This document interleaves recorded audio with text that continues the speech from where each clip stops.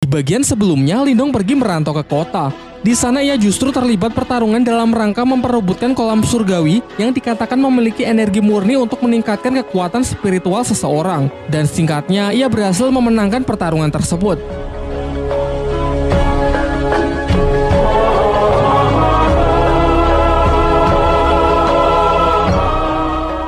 Setelah kemenangan itu, mereka bertiga masuk ke dalam kolam untuk menyerap energi spiritual sebanyak-banyaknya. Namun, dibandingkan yang lain, teknik penyerapan energi milik Lindong berjalan jauh lebih lambat. Martha pun justru menertawakannya. Dikarenakan waktu berendam yang terbatas, Martha membuat sebuah kesepakatan dengan Lindong, yaitu ia akan membantunya menyerap energi spiritual dengan cepat dengan syarat jika sudah selesai, Lindong harus bersedia turun ke dasar kolam untuk melihat sumber energi aneh dari kolam surgawi tersebut. Tanpa pikir panjang, Lindong pun menyetujui kesepakatan yang dibuat Martha. Dan benar saja, setelah mendapatkan bantuan dari Martha, dengan sangat cepat energi mengalir deras ke dalam diri Lindong. Bahkan efek dari proses itu sampai dirasakan di atas kolam yang muncul pusaran air raksasa.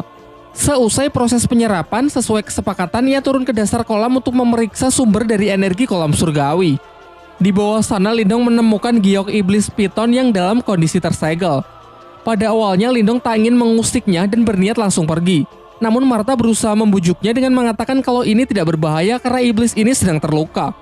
Ia juga menjelaskan bahwa sumber energi spiritual yang Lindong serap sebagian tadi berasal dari mutiara yin dan yang berada di belakang jiwa iblis tersebut. Martha lalu menambahkan, jika Lindong berhasil mendapatkan mutiara tersebut, maka hanya dalam waktu singkat Lindong dapat mencapai tingkat Yuan Yin.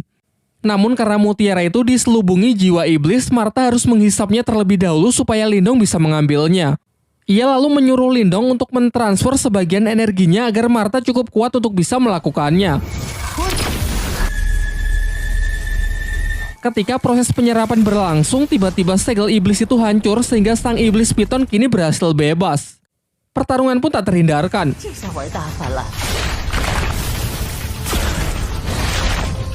Di sini Martha berusaha mengalihkan perhatian ular piton itu supaya Lindong memiliki cukup waktu untuk mengambil mutiaranya.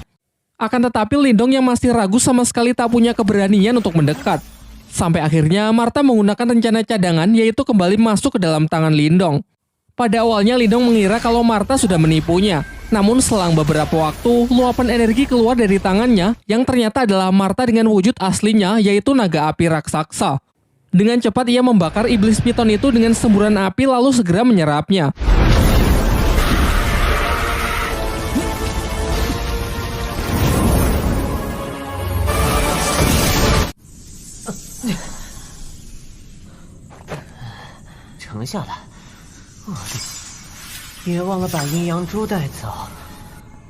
Setelah mereka semua kembali, Xiao Wanjin dan yang lainnya merasa khawatir dengan kondisi Lindong yang terlihat sangat pucat akibat penyerapan energi dari kolam surgawi yang dinilai terlalu banyak. Namun Lindong menepis kekhawatiran itu dengan mengatakan kalau dirinya baik-baik saja. Ia menegaskan asalkan ia bisa segera naik tingkat dan bisa mengalahkan Wei Tong dari Sekte Serigala Darah, apapun rela ia lakukan. Dalam pembicaraan itu, Xiao Wanjin menjelaskan bahwa Sekte Serigala Darah selama ini juga menjadi musuh bebuyutan bagi pihaknya. Terlebih lagi karena Lindong telah membantunya mendapatkan kolam surgawi, ia pun bersedia memberikan bantuan apapun. Di akhir pembicaraan, Xuan Shu memberikan buku langka dari pelelangan kemarin yang berisi teknik-teknik rahasia agar bisa Lindong pelajari demi mempersiapkan dirinya agar bisa menang melawan Wei Tong. Di malam harinya, Lindong mempelajari buku pemberian Xuan Shu untuk mengendalikan energi yang telah ia serap sebelumnya. Ia kemudian kembali masuk ke dalam dimensi rubahnya. Di sana ia melihat bayangan dirinya yang kini telah pulih. Bahkan bayangan tersebut juga telah membuka aliran energi spiritual tingkat 22 Vena. Lantas ia pun segera menirukan gerakan dari bayangan itu dan seketika ia juga berhasil membuka aliran energi spiritual tingkat 22 Vena. Sekaranglah saatnya ia mencoba mutiara yin yang ia dapat dari kolam surgawi. Pertama-tama dengan menggunakan energinya sendiri, ia mencoba memurnikan mutiara tersebut. Meskipun di percobaan pertama ia sempat gagal, sampai akhirnya dengan mengerahkan seluruh tenaganya, ia berhasil menetralkan mutiara itu yang kemudian langsung ia telan.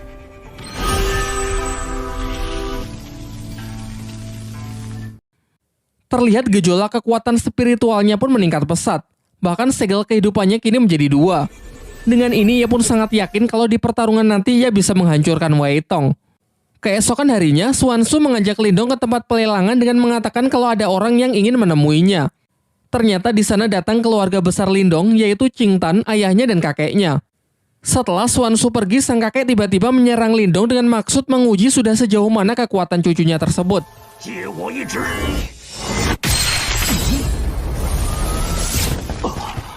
Dan setelah beradu kekuatan, hasilnya benar-benar mengejutkan karena kini Lindong telah mencapai tingkat Yuan dan awal. Kakeknya lalu menjelaskan bahwa dalam sejarah klan Lin, Lindong adalah orang termuda yang bisa mencapai tingkat tersebut. Singkat cerita, hari pertarungan pun telah tiba, di mana Lindong harus berhadapan melawan Wei Tong dari Sekte Serigala Darah dalam pertarungan hidup dan mati. Semua orang datang menyaksikan pertarungan mereka, termasuk keluarga Lindong. Namun tanpa mereka sadari ada mata-mata dari pihak Wei Tong di belakang mereka. Ketika nama mereka disebut, Lindong dan Wei Tong segera memasuki arena. Superhero landing. Di sini Wei Tong cukup terkejut melihat peningkatan kekuatan Lindong yang juga sudah mencapai tingkat Yuan dan awal. Wei Tong lalu maju untuk memulai serangannya yang dengan cepat langsung disambut dengan baik oleh Lindong. Sayangnya peningkatan kekuatan Wei Tong juga tak kalah mengesankan. Ia berhasil menekan Lindong hingga hampir jatuh keluar arena.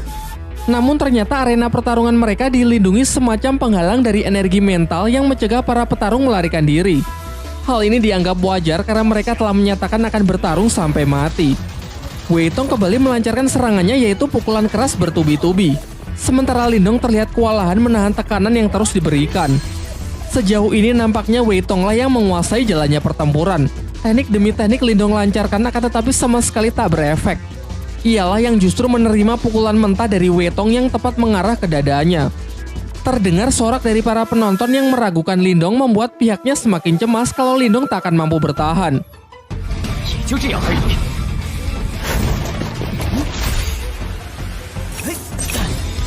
Sekarang tak ada pilihan lain, Lindong pun segera menyiapkan jurus terkuatnya yaitu teknik Borkeong untuk mencoba mengakhiri pertarungan.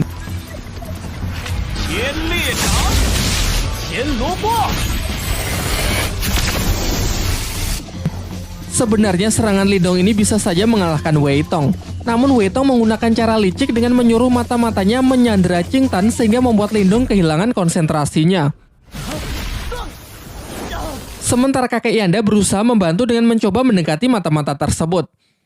Di arena, Lindong benar-benar tidak bisa fokus bertarung karena melihat adiknya dalam bahaya. Alhasil serangan-serangan Wei Tong pun banyak yang masuk.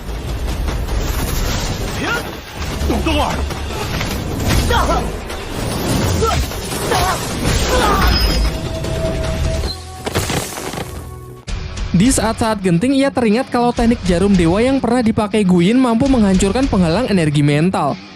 Kemudian ia kembali mengeluarkan jurus Borkeong untuk berpura-pura menyerang Wei Tong, namun sebenarnya ia menyelinapkan jarum dewa untuk menembus penghalang spiritual arena demi menolong Qing Tan.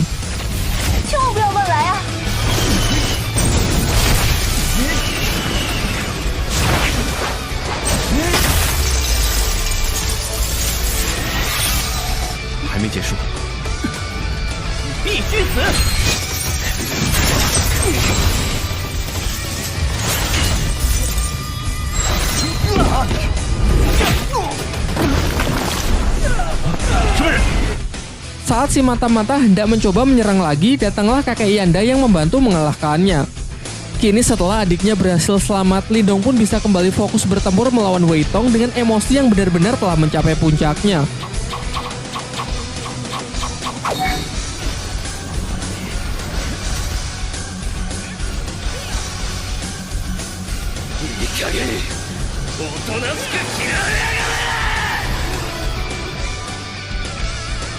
Setelah menerima gempuran serangan dari Lindong, Wei Tong pun benar-benar sudah kehabisan tenaga dan ia pun mengaku kalah.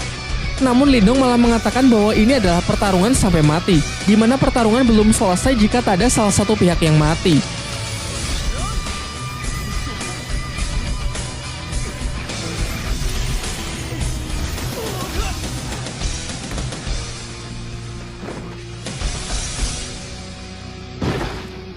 Cerita kemudian loncat ke beberapa bulan setelahnya.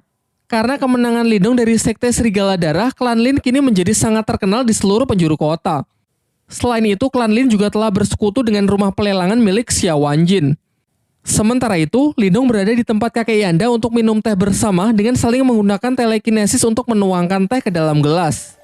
Setelah itu kakek Yanda menjelaskan kalau menurutnya kekuatan mental milik Lindong mungkin setara dengan miliknya, yakni kekuatan mental tingkat 4.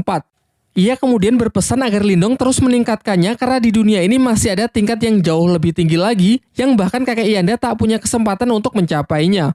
Scene beralih di sebuah pegunungan yang memperlihatkan seorang pria dengan sebuah pedang di tangannya. Pria ini memiliki kekuatan mental yang sangat kuat. Diperlihatkan menggunakan tebasan pedangnya, ia mampu membelah gunung tanpa melukai kupu-kupu yang melewati jalur serangannya. Setelah itu, ia dihampiri oleh seekor burung pembawa pesan yang membawakan surat berisi sesuatu mengenai makam Nirwana. Di tempat lain, seorang wanita yang terlihat berjalan di atas air mendapatkan pesan yang serupa dari sebuah bunga teratai. Nah, dengan ini season 1 yang berisi 12 episode sudah berakhir, teman. Nggak perlu di-request, nanti pas... Tombol merah ini. Dadah. Like, subscribe, and komen ya. Mudah-mudahan kalian semua bisa menikmati video ini. Terima kasih.